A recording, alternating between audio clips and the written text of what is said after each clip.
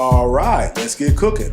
Welcome to the latest edition of Chin Check Sports Radio. I'm your host, JD.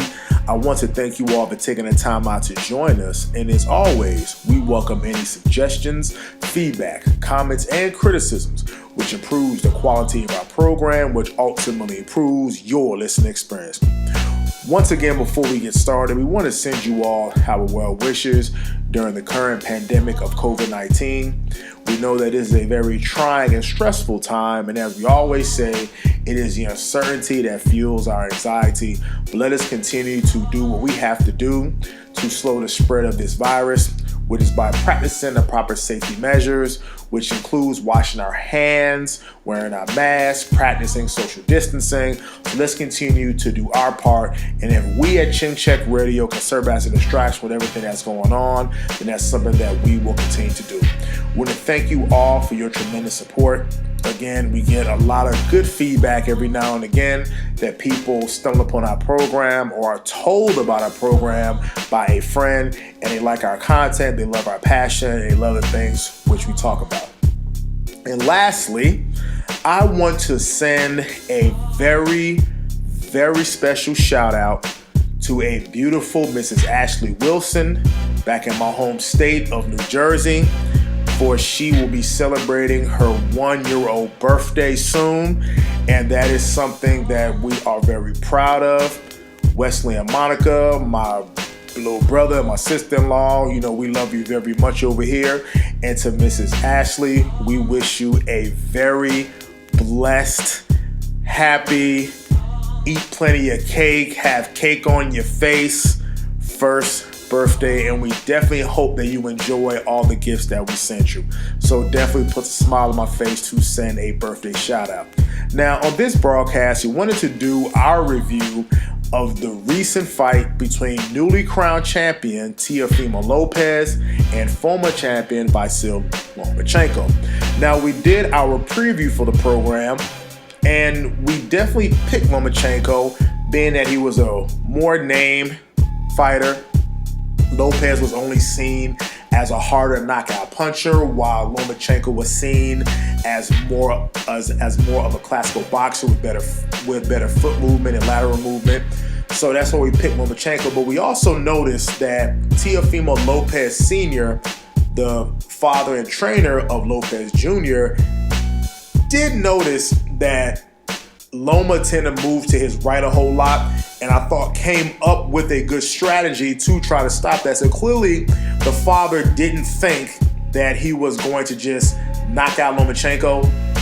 Clearly there was some type of battle plan that was drawn, and I think that's what it was when you watch that fight. So in reviewing that fight, you can give the first 7 rounds to Teofimo Lopez. And the reason for that, I thought he fought a tactically brilliant, but a very tight, disciplined fight. He was physically bigger than Lomachenko. I thought he wasn't too wild and reckless in there. For a tight, disciplined fight, jabbed when he had it to, kept a good right hand going, landed a good body shot, and I felt that he kept Lomachenko very honest. Definitely had Lomachenko's respect. I think Lomachenko knew that he's in there with a younger, bigger, stronger fighter. And I think what nobody anticipated, and we'll be the first ones to admit it, is that we didn't expect Lopez to be that fast or be fast enough to give Lomachenko that many problems. So I think that was the biggest shocker when you watch that fight, was the speed of Lopez. He had enough speed and was fast enough, those fast twitch muscle fibers, which I thought was a lot faster than even Loma anticipated, and that clearly dictated the action and the pace of the first 7 rounds. Where all 3 judges gave the first 7 rounds, Steve Weisfeld, Julie Letterman, and Tim Cheatham, gave Lopez the first 7 rounds, and I think a majority of people watching that fight would not have a problem with it. I've read other news outlets where they gave Loma the 2nd round. So it's up for debate. One guy I'm reading had round 7 even, but for the most part, first 7 rounds, all Lopez, and that was more so because of his fight strategy, and as well as inexplicably Lomachenko's not throwing any punches, and his rather, I'm going to say not wanting to engage. I'm going to say his inactivity, not throwing enough punches. Obviously, in a boxing match, you have to throw punches, and clearly Lopez was the aggressor, and that clearly is a criteria for scoring rounds.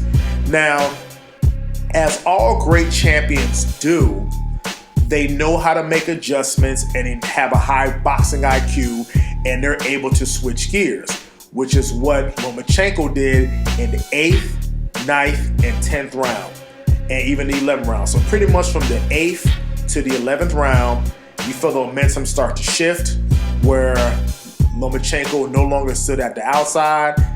Again, Lopez had a longer reach, was popping him hard.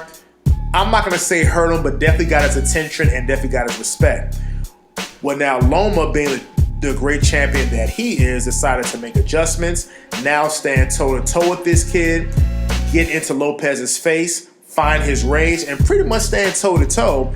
And I remember we tweeted about this during the action when we stated, well, now this presents a problem, because if now Loma is behind on the scorecards, which we think he is, now he's going to have to get more aggressive, which now opens up a possibility of him possibly being knocked out. But what was impressive about Lomachenko's comeback is him standing right in front of this kid and pretty much hitting this kid. And you saw Lopez's defense get a little bit sloppy. You saw him, he was a little bit bruised. He was a bit cut. So now he had a fighter in front of him who was pretty much dominating for the first half of the fight, has now made the adjustments and now took the fight to him. So definitely was a gut check moment that we felt for Lomachenko. And I'm sure everybody watching that fight pretty much would give the 8th through the 11th round to Lomachenko. But what's funny, Judge Steve Weisfeld gave the 9th round to Lopez. Judge Julie Letterman did not give a single round to Lomachenko until the 11th round. So most of us and most fans and most people watching that fight believed that Loma won the 8th through the 11th round. Judge Letterman only gave Loma the definitely 11th round. That was a bit of a shocker. Judge Tim Chetham had Loma winning the 8th, 9th, 10th, and the 11th round. So definitely some head scratching on the scorecards. Again, we respected Loma by making the adjustments, by having to adjust, sticking in this kid's face, standing toe-to-toe with this kid, and really pushing him past his comfort zone.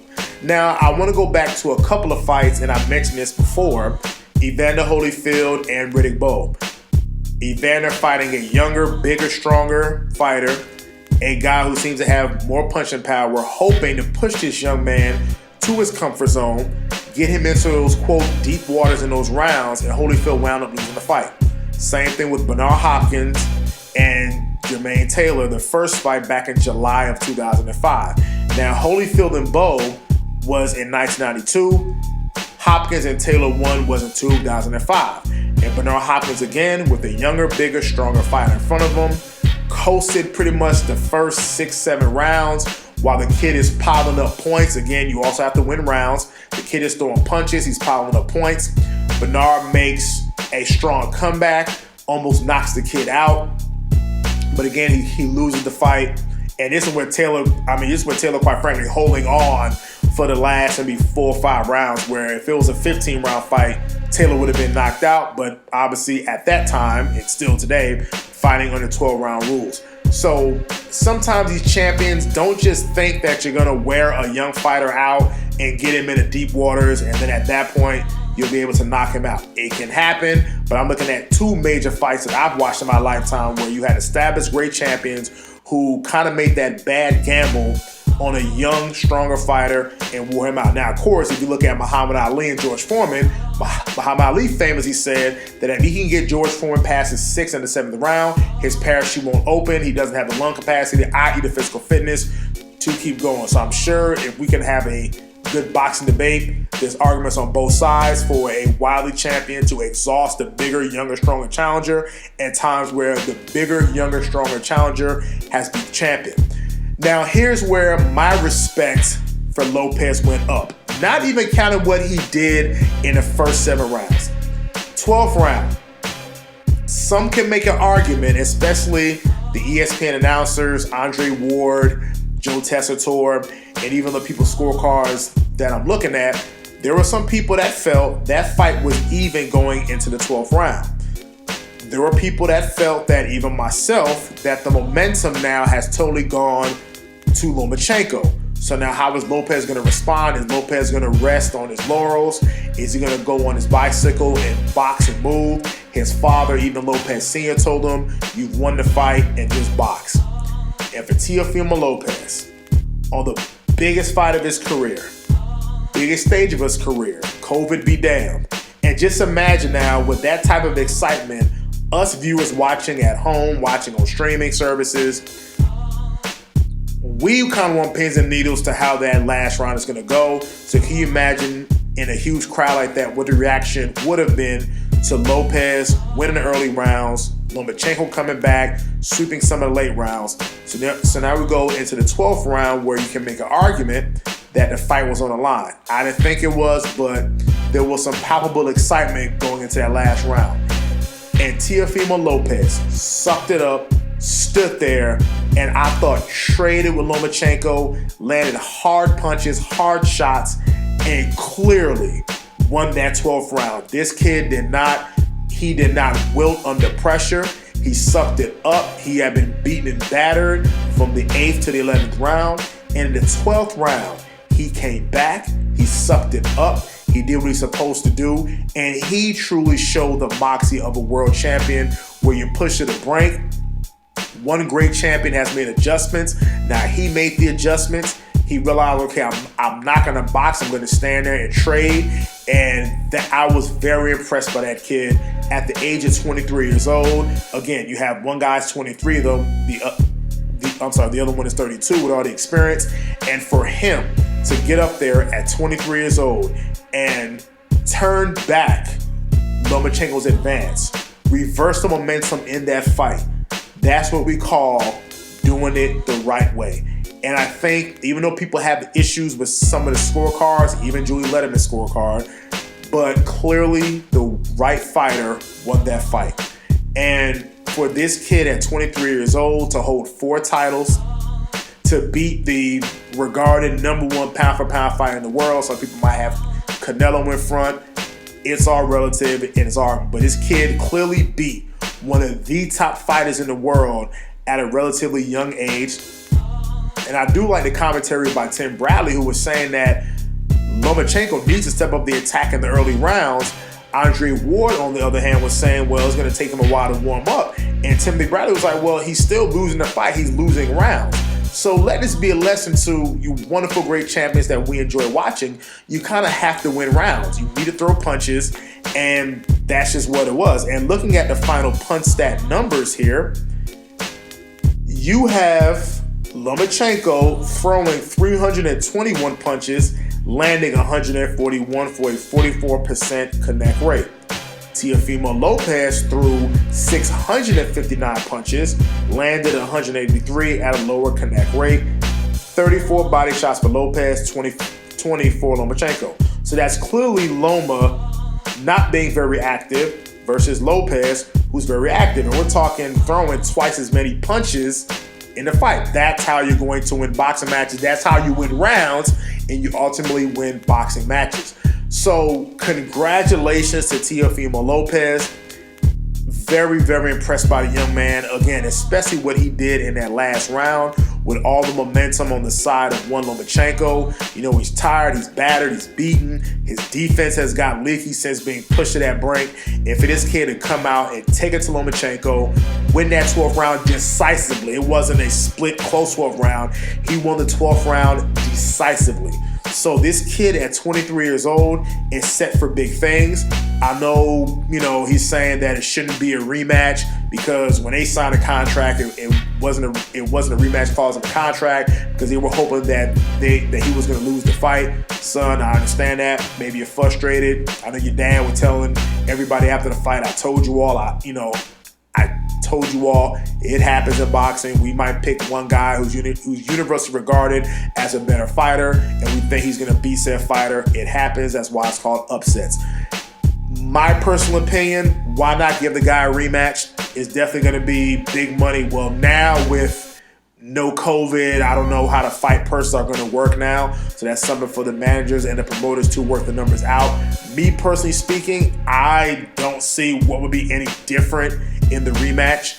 Again, this kid is only going to get better while Lomachenko is going to get older. So looking at the styles, I just don't see any difference in that fight. I don't see, unless Lomachenko can get physically bigger and stronger, but I don't see what would be different in the first fight than in the second fight. Because if they fought again, I would pick Lopez to win the fight. So definitely a great night for boxing. Definitely some innocent fights you want to see along the way with Lopez and even with Lomachenko. And it's something that we stated in our preview broadcast. Just because a guy loses the fight, it doesn't negate anything that he's ever done. I think that's a Floyd Mayweather effect, and through no fault of Mayweather. But the majority of Mayweather's pay-per-view career was built on two types of people: fans like me who want to see his greatness, and fans who wanted to see him lose. And unfortunately, Mayweather, and people for that matter, define Mayweather by his undefeated record. Where Mayweather was to ever lose a fight, it would have been their vehicle and their avenue to state, you see, Mayweather's, he's overrated and he never fought anybody. And we never agree with that. All great fighters lose. Some Muhammad Ali, Sugar Ray Robinson, Henry Armstrong, Marvin Hagler, Harry Grant, Bernard Hopkins. Very few fighters retire undefeated. So the fact that Lomachenko lost his fight does not take anything away from what he's accomplished throughout his career. He lost one fight against a better man that night. Now again, he can come back, he can fight the rematch, and he can win that fight. But we're not going to just dismiss this man's career because he lost one fight, and that's something that we said on the broadcast. So there's still fights on the horizon for both fighters. So to Teofimo Lopez, young man, we at Chin Check Radio, we want to wish you a congratulations on a well-deserved victory. You have our tremendous respect for what you did in that ring, especially in the 12th round, and you won that title the right way. So young man, enjoy it. Stay focused on what you're trying to do. You should have a long reign ahead of you. And like Joe Tessitore said, to take this fight at this stage of your career, you were clamoring for this fight for the last couple years. You got the fight, you took the bull by the horns, the proverbial ball, and you took it to the house and won the title. And for other fighters out there, let this be a lesson. These are fights that people want to see. When guys fight the best and not take fights around fighting the best, you're going to build an audience. And this kid pretty much became a star overnight by beating Lomachenko. So you fighters out there, if you're really to risk it on the line and fight other top contenders and fight other top champions, when the time is right, the public is clamoring for these fights. You will become an instant star if you win, and even if you lose, there is still some respect there because you fought the other great champion or other great contender or other great challenger of that time of your era when you fought. So I'm hoping what Joe Tessitore said, that this should be a paradigm shift in boxing where it's going to be no more of this wait to see, let's fight some years later and just let the fight fester and build and grow. I think with COVID, I think that should change a little bit now. We should be able to get more exciting fights with champions fighting champions. So I hope this is something of a new day in boxing. Of course, it's still run by promoters, but one can only hope for the best. So until the next time, it's Chin Check Radio signing out.